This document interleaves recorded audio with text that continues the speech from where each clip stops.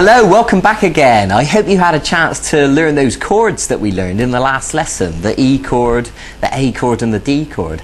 And I hope you at least had a chance to practice strumming them from one chord to the other.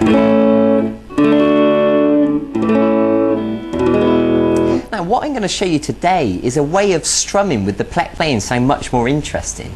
Because here's the thing, when people first learn guitar, usually they just strum downwards with the plectrum like this.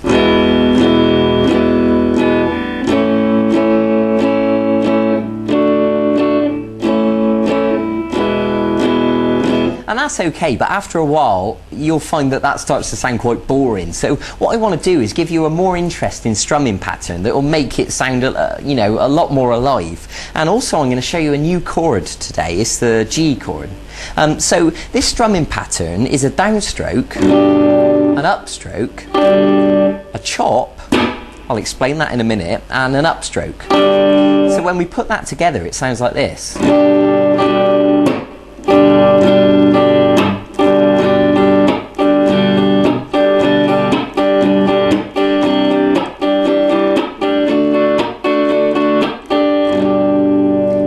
And you can see that it gives it a more interesting sound because the chop is quite percussive. To me it sounds a little bit like a drum kit when the drummer hits the snare, especially if you're the sort of person that might be busking on your own or playing acoustic guitar. Then it's really going to be useful for you to get used to this strumming pattern, and it will make your playing sound much better.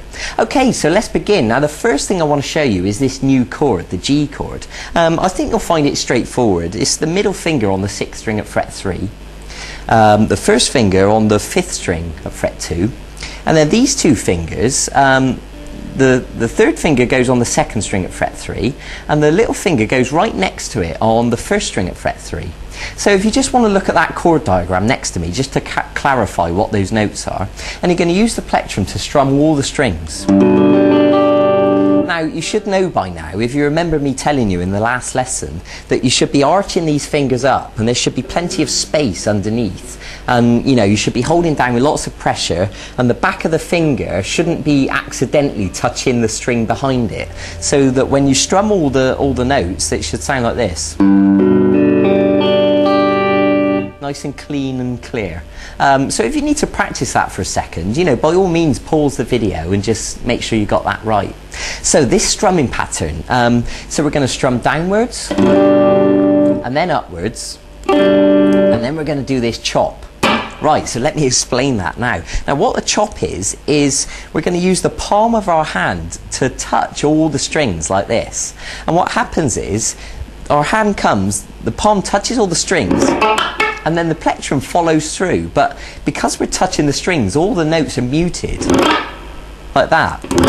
Now you shouldn't be able to hear any notes at all. If you can hear anything like that, then you need to make sure you're holding down on those strings with more pressure, and they should be totally dead.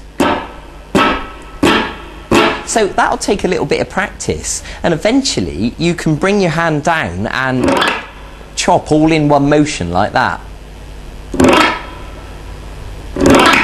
Okay, so just to clarify, I'll tell you again, make sure that the palm of your hand is laying across all those strings and effectively, killing the notes. Okay, so what happens is you're going to practice it until you can do it like that, nice and smooth, all in one motion. Okay, so that's the chop, that's how it works. So when we put that into the strumming pattern, we're going to go down, up, chop, and then up again. So it'll sound like this.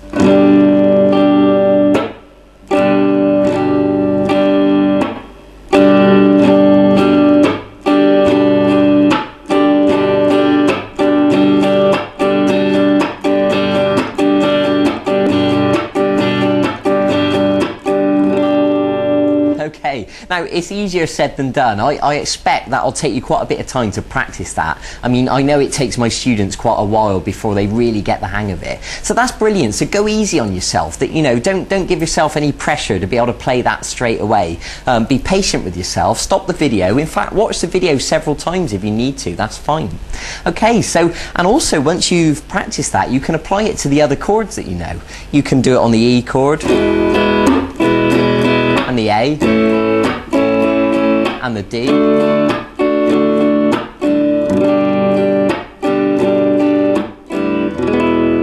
And you're at a stage now that you can start experimenting with these chords, and you can begin to, you know, create your own sequences and start writing your own songs. And as you learn more and more chords, then you'll be able to write more and more interesting songs.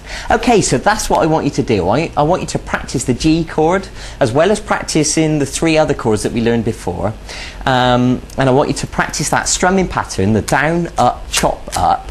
And go and get on with that and really dedicate yourself to it. You know, make sure you can really do it smoothly.